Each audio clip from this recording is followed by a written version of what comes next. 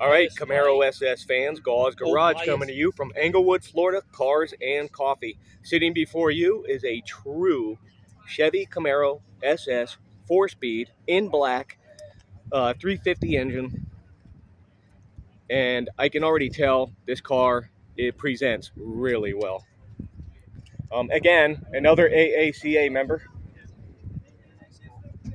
Taking a look in the engine bay, everything looks very nice, stock, very well prepared.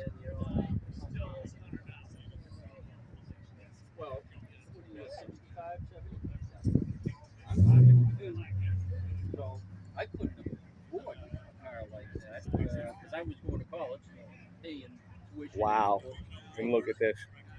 Oh, we have an original window sticker here. Let's take a look at the build. But other guys my age would have, high school kids.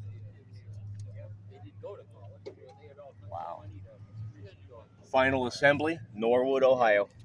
I had a 68 Camaro. Starting in 1967 when the Camaro came out, you're looking at one of the best years here is the 69. You had the Z28 for the Trans Am racing, and this one was Z27, Camaro SS. That's the package. GM packaging was Z letters.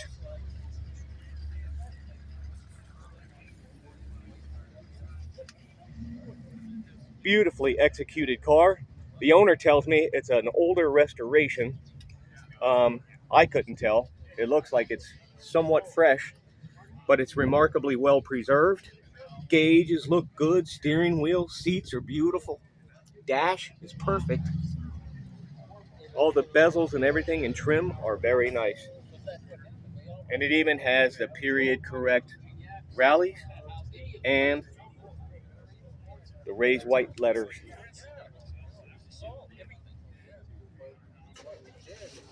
So a very nicely done car.